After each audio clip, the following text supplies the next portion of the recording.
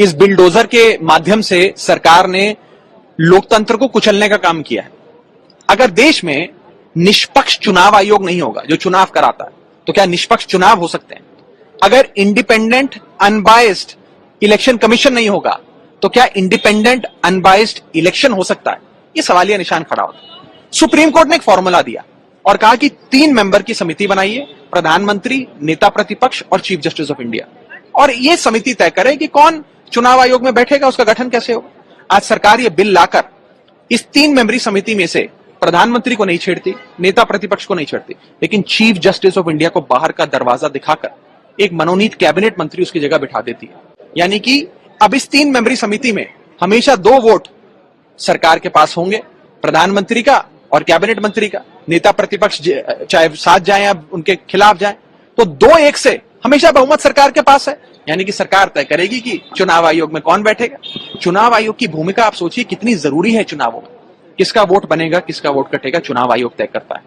EVM machine कहां कहां जाएगी, कैसे कैसे इस्तेमाल होगी, कैसे उसकी काउंटिंग होगी, उसका नियंत्रण, उसका संचालन, उसकी स्टोरेज चुनाव आयोग करता है।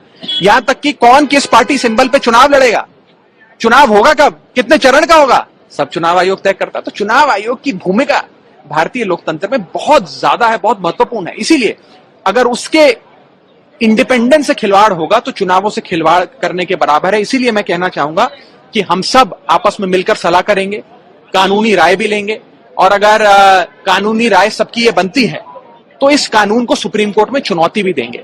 आपको ये जानना जरूरी है कि इसी साल दूसरा बिल सरकार लाई है सुप्रीम कोर्ट के फैसले को पलटने के लिए। पहले दिल्ली सेवा बिल लाकर सुप्रीम कोर्ट के एक सर्वसम्मति के संवैधानिक पीठ के 5 जजों के फैसले को पलटा, जिसमें फैसले ने सारी शक्ति अरविंद केजरीवाल जी को दी थी, लेकिन भारत सरकार ने, भाजपा सरकार ने बिल लाकर वो उस फैसले को ही पलट दिया सुप्रीम कोर्ट के।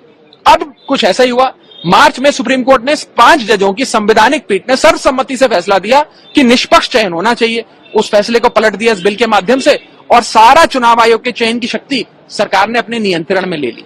तो मेरा यह मानना है कि इन दोनों बिलों को चुनौती दी जाए। एक दिल्ली सेवा बिल को तो हमने चुनौती दे दी, इस बिल को भी चुनौती देनी चाहिए, और दोनों का हश्र यही होगा कि सुप्रीम कोर्ट उन दोनों कानूनों, बिलडोजर के माध्यम से सरकार ने लोकतंत्र को कुचलने का काम किया है।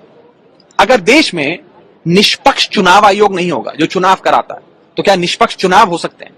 अगर इंडिपेंडेंट अनबायस्ड इलेक्शन कमीशन नहीं होगा, तो क्या इंडिपेंडेंट अनबायस्ड इलेक्शन हो सकता है? ये सवालिया निशान खड़ा होता है। सुप्रीम कोर्ट ने एक फॉर्मूला दिया और कहा कि 3 मेंबर की समिति बनाइए, प्रधानमंत्री, नेता प्रतिपक्ष और चीफ जस्टिस ऑफ इंडिया, और ये समिति तय करे कि कौन चुनाव आयोग में बैठेगा, उसका गठन कैसे होगा। आज सरकार ये बिल लाकर इस 3 मेंबरी समिति में से प्रधानमंत्री को नहीं छेड़ती, नेता प्रतिपक्ष को नहीं छेड़ती, लेकिन चीफ जस्टिस ऑफ इंडिया को बाहर का दरवाजा दिखाकर एक मनोनीत कैबिनेट मंत्री उसकी जगह बिठा देती है।